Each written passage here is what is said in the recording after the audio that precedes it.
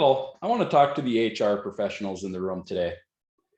Does your HR role entail any safety portions to it?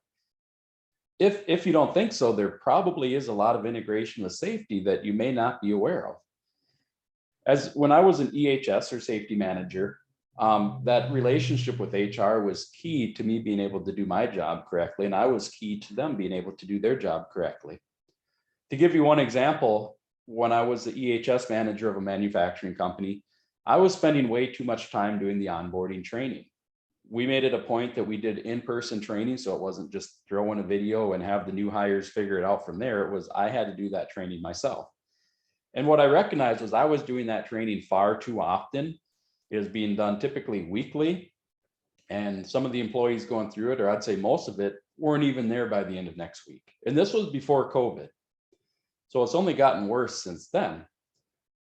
So I had a conversation with the HR manager and figured out what's going on here. Why are we not getting a lot of employees in one group? They're kind of hiring one at a time as they came in. And most of the people that they hired, they weren't lasting very long. So we weren't making very good hires. So we really came down to the conclusion that we weren't promoting a lot of what was going on the shop floor into our recruitment. We had a very strong safety culture. Our numbers were very good for our industry.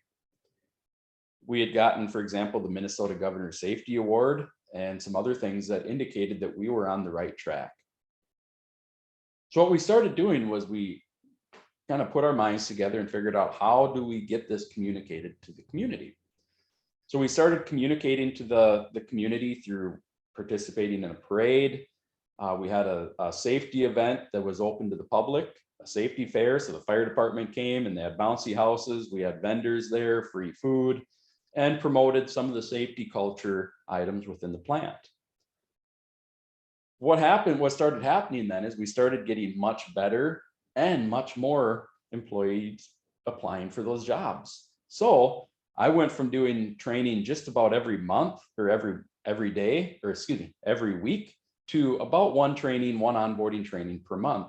And most of those employees were staying. So I didn't have to spend about 10% of my job constantly training new employees. I could focus on doing other things.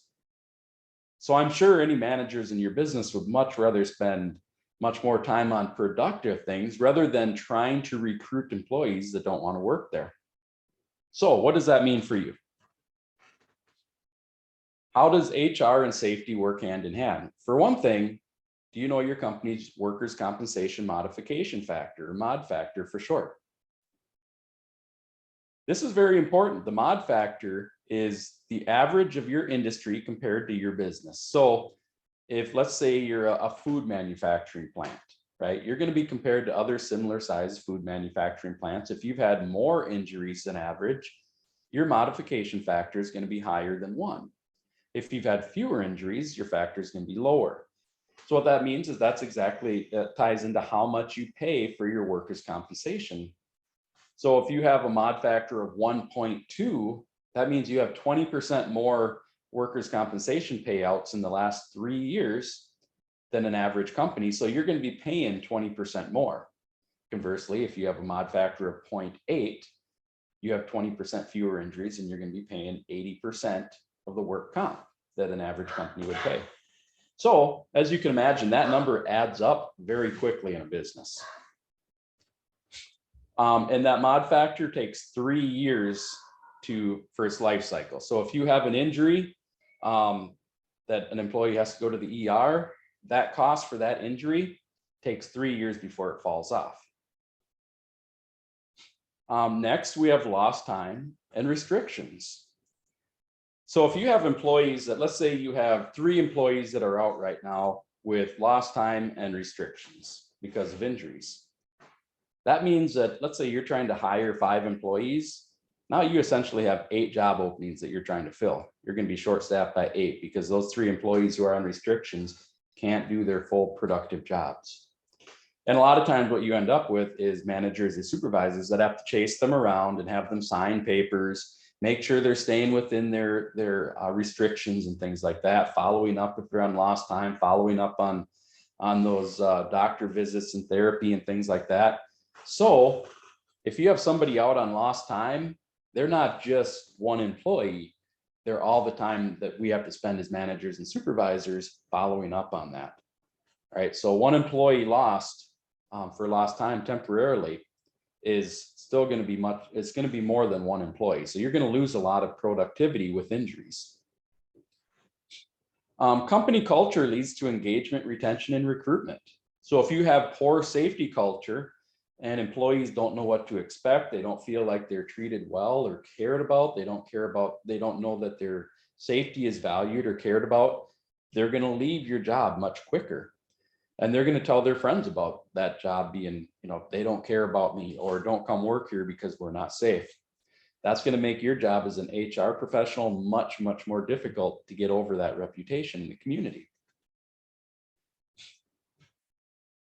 So what you tell your employees or your prospective employees about your shop or your business, if you say we have a great working conditions, we only work 40 hours a week, we don't have overtime, or we don't force overtime or things like that.